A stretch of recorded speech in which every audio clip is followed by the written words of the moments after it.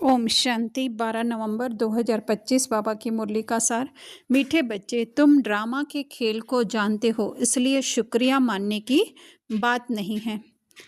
तो बाबा आज हमें ड्रामा का लेसन पक्का करा रहे हैं कि ये बना बनाया ड्रामा है, जिसको कई बार बाबा कहते हैं कुदरती है। कब बना ये नहीं कह सकते हैं। तो ये रिकॉर्डेड मूवी चल रही है, तो रिकॉर्डेड मूवी के अंदर बाबा बोलते हैं शुक्रिया, पर एक्चुअली में तो अगर हम लोग शुक्रिया मानते भी हैं तो वो भी तो ड्रामा की ही सीन है, या जिसको हम कहें कि ड्रामा के ही डायलॉग्स जो है वो हम बोलते हैं शुक्रिया मानने का। तो वही बाबा कह रहे हैं कि बने बनाए ड्रामा की जो है वो तुमको नॉलेज है, खेल की जो है वो तुमको नॉलेज है। बाकी ओरिजिनल आत्माएं तो सब जो है वो एक समान बाबा के समान ही हैं। ड्रामा के अंदर ही जो है वो बाबा आते हैं, ड्रामा के अंदर ही जो है वो बाबा हमें ज्ञान सिखाते हैं, ड्रामा के अंदर ही हम पुरुषार्थ करते हैं, ड्रामा के अंदर ही हमारा पढ़ने का पाठ है, बाबा के पढ़ाने का पाठ है। तो इसलिए बाबा कह रहे हैं, ये तो बाबा का बड़प्पन है कि बाबा हमें कह रहे हैं शुक्रिया मानने की बात नहीं, पर एक्चुअली में तो जो हम भूले हुए हैं, अर्थात जो मन भूला हुआ है, वो ज़रूर बाबा को शुक्रिया करता है। प्रश्न बाबा पूछ रहे हैं, सर्विसेबल बच्चों में कौन सी आदत बिल्कुल नहीं होनी चाहिए? सर्विसेबल बाबा किसको कह रहे हैं? तो जो अपनी आत्मिक स्थिति में स्थित होने की बात पुरुषार्थ करते हैं, उनको बाबा कहते हैं सर्विसेबल। तो बाबा कह रहे हैं मांगने की, है ना, क्योंकि जो आत्मा में स्थित है उसको तो सब प्राप्तियां जो है वो स्वतः ही मिलती है, उसको किसी से कुछ मांगने की आवश्यकता नहीं पड़ती है। तो बाबा कह रहे हैं तुम्हें बाप से आशीर्वाद या कृपा आदि मांगने की ज़रूरत नहीं है। तुम किसी से पैसा भी नहीं मांग सकते, मांगने से मरना भला। तुम जानते हो ड्रामा अनुसार कल्प पहले जिन्होंने बीज बोया होगा वह बोएंगे, जिनको अपना भविष्य पद बनाना, ऊंच बनाना होगा, वह ज़रूर सहयोगी बनेंगे। तुम्हारा काम है सर्विस करना, तुम किसी से कुछ मांग नहीं सकते। भक्ति में मांगना होता, ज्ञान में नहीं। तो बाबा जो है वो हमें हमारी आत्मिक स्थिति की तरफ इशारा कर रहे हैं कि वो हमारी बनाते जाने हैं, बाकी तो जो ड्रामा में जो होगा वो तो होता रहेगा। तो इसीलिए बाबा कहते हैं आशीर्वाद या कृपा।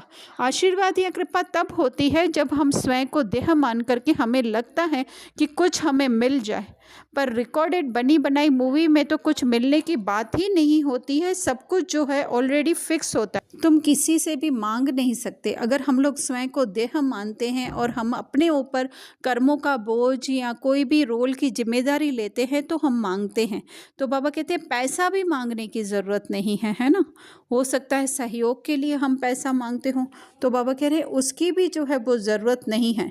तो उसके लिए बाबा फिर से हमें जो है वो ड्रामा का जो है वो ज्ञान पक्का करा रहे हैं कि जिन्होंने बीज बोया होगा, बीज अर्थात कि मतलब ज़रूरी नहीं है कि जिन्होंने धन दिया होगा, पैसा, हाँ अगर दिया भी होगा, लेकिन वो जो है वो क्या समझ करके दिया, कि स्वयं को देह समझ करके दिया, या फिर जो है धन भी अगर हम देते हैं तो बस ये ड्रामा अनुसार हमारे द्वारा दिया जा रहा है, किसी के द्वारा लिया जा रहा है, ये समझ के हम लोग करते हैं, या फिर जो है हम समझते हैं हमारा धन है, हम कुछ कर रहे हैं, कर्तापन का भाव रख के करते हैं। तो वो नहीं। बीज बोना अर्थात अपनी आत्मिक स्थिति का कि नहीं बस ये जस्ट मैं रोल प्ले कर रहा हूँ, तो ही जो है भविष्य पद जो है हमारा ऊंच बनेगा। तो जरूर सहयोगी बनेंगे वह, है ना, सहयोगी बनेंगे अर्थात स्वयं की आत्मिक स्थिति बनाने के सहयोगी। तुम्हारा काम है सर्विस करना, मतलब अपनी आत्मिक स्थिति में रहने का जो है हमारा काम है। तो फिर से बाबा कह रहे हैं तुम किसी से कुछ मांग नहीं सकते, है ना, बाबा से भी जो है वो कुछ मांग नहीं सकते, क्योंकि बाबा ने कहा है कि तुम बाबा के खजानों के मालिक हो, सिर्फ जो है वो स्मृति लाने की है हमें। तो व्यक्ति अगर हम स्वयं को देह समझते हैं तो वही है, भक्ति में मांगना होता है, ज्ञान में नहीं। फिर प्रश्न धारणा में बाबा कह रहे हैं विकर्मों से बचने के लिए इस शरीर में रहते अशरीरी बनने का पुरुषार्थ करना, है ना। तो विकर्म क्या है?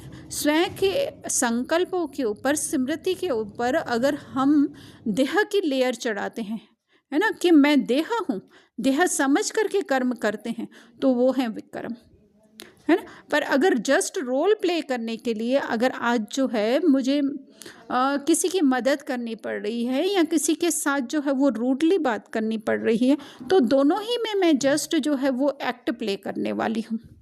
है ना? ये समझ करके, आत्मा समझ करके, जस्ट रोल प्ले करने वाली समझ करके किया तो वो हम विकर्मों से बच जाएँगे। तो हो रहे हैं शरीर से कर्म, लेकिन हमारी स्मृति कहाँ पे है? हमारे सत्य स्वरूप में है। तो यात्रा ऐसी हो जो शरीर की विस्मृति हो जाए, है ना? अर्थात आत्मिक स्थिति की तरफ हमारा ध्यान इतना हो कि हम अपने शरीर का ध्यान अर्थात सोच संकल्प भी भूल जाए। दूसरा कह रहे हैं ज्ञान का मंथन कर आस्तिक बनना है ना? तो ज्ञान क्या है कि हम आत्मा हैं, उसको बार बार स्मृति में लाना, अपने सत्य स्वरूप को जानना, वही आस्तिक बनना। मुरली कभी भी मिस नहीं करनी है, क्योंकि मुरली के द्वारा ही जो है हम जो हमारा मन जो है वो सोया पड़ा है देहबान में, वो जागता है। तो इसीलिए बाबा कह रहे हैं मुरली कभी भी मिस नहीं करनी, अपनी उन्नति के लिए अर्थात अपनी आत्मिक स्मृति बढ़ाने के। उन्नति अर्थात कि अपना अपनी स्मृति, अपने संकल्प जो है कितने हमारे देह से डिटैच होते जा रहे हैं, आत्मिक स्थिति में स्थित होते जा रहे हैं। तो उसके लिए बाबा कह रहे हैं डायरी में नोट करने का बाबा कह रहे हैं। तो डायरी में नोट करना अर्थात बुद्धि की डायरी में कि कितने हमारे संकल्प जो है हमारे देह के प्रति हैं या हमारे सत्य स्वरूप के प्रति हैं। वरदान बाबा बहुत ही सुंदर दे रहे हैं। रूहानी शक्ति को हर कर्म में यूज़ करने वाले युक्ति युक्त जीवन मुक्त भव। तो रूहानी शक्ति अर्थात आत्मिक स्मृति कि जहाँ पे कोई संकल्प नहीं है, बिल्कुल शून्य अवस्था है, साइलेंस अवस्था हमारी है, उसको बाबा कह रहे हैं रूहानी शक्ति। तो जितना जितना हम साइलेंस में रहते जाएंगे, सोच से परे होते जाएंगे, उतना ही जो है स्वयं को अर्थात अपने रोल को, तो जितना जितना हम शांत होते जाएंगे अर्थात मन शांत हो जाएगा। क्योंकि मन अशांत तब होता है जब हम अपने आप को देह, रोल, शरीर समझते हैं, एक बच्चा समझते हैं, एक बेटी समझते हैं, एक बहन समझते हैं, एक माँ समझते हैं। लेकिन जितना जितना उससे न्यारे होकर के स्वयं को उस आत्मिक बाबा के समान स्थिति में स्थित कर देते हैं, तो औरों के प्रति भी हमारी दृष्टि जो है वो शुद्ध, शीतल, पवित्र हो जाती है, जिससे कि और भी परिवर्तन हो जाते हैं, जिसको बाबा ने कहा सर्व को परिवर्तन कर सकते हो, है ना? अर्थात उनकी सोच को, क्योंकि जब हमारी सोच परिवर्तन हो गई तो उसके वाइब्रेशन से औरों की भी सोच परिवर्तन हो, वो भी एकदम से एक छोटे बच्चे की तरह निष्काम, किसी के प्रति कुछ रखते नहीं हैं, तो वही जो है सबकी हो जाती है। तो इसके लिए बाबा ने कहा कि अनेक प्रकार के जिस्मानी बंधनों से, है ना, क्योंकि बंधन ही कब लगते हैं? जब स्वयं को जिस्म, शरीर समझते हैं। तो जब हम हैं ही नहीं वो, ना और कोई हमें ये कह सकता है कि ये मेरी माँ है, ये मेरी बेटी है, ये मेरी बहन है ना? क्योंकि हर एक को हम किस हिसाब से देख रहे हैं? आत्मा के हिसाब से। तो वही बाबा कह रहे हैं, लेकिन युक्ति युक्त बन हर कर्म में लूज होने के बजाय रूहानी शक्ति को यूज़ करो, है ना? कि वो अगर हम लोग देह में चिपके रहेंगे तो फिर तो है आत्मा को हम अनुभव नहीं कर सकते, और आत्मा को अनुभव नहीं किया तो वही जो है वो बंधन है। तो बाबा कह रहे हैं मनसा, वाचा और कर्मणा तीनों में साथ साथ रूहानियत की शक्ति का अनुभव हो। तो जब सबसे पहले तो हमारे संकल्प होंगे, तो संकल्प के हिसाब से ही हमारी वाणी चलेगी और इसी हिसाब से हमारे कर्म होंगे। तो बाबा कह रहे हैं जब ये तीनों में युक्ति युक्त होंगे तो ही वो जीवन मुक्त हो सकते हैं।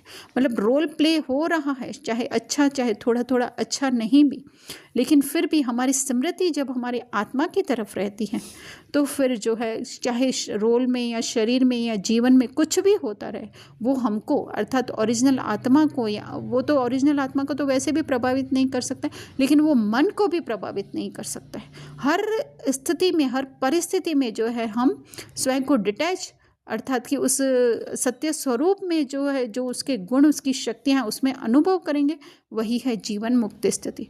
स्लोगन सत्यता की विशेषता द्वारा खुशी और शक्ति की अनुभूति करते चलो। तो सत्यता है ही क्या? सिर्फ बाबा और मैं, ओरिजिनल आत्मा के अलावा और कुछ भी सत्य नहीं। तो इसको जब हम स्मृति में रखेंगे तो हर सेकंड क्या होगा? खुशी, और हर सेकंड जो है वो शक्ति मिलेगी। क्योंकि शक्ति कहाँ हमारी चली जाती है? जब हम स्वयं को शरीर समझते हैं तो शक्ति चली जाती है, और फिर उसी हम लोग बहुत सारे संकल्पों के जाल में फंस जाते हैं तो सारी शक्ति खो जाती है। लेकिन वो जब सत्यता में रहेंगे तो खुशी भी रहेगी और शक्ति का भी हम अनुभव करते रहेंगे।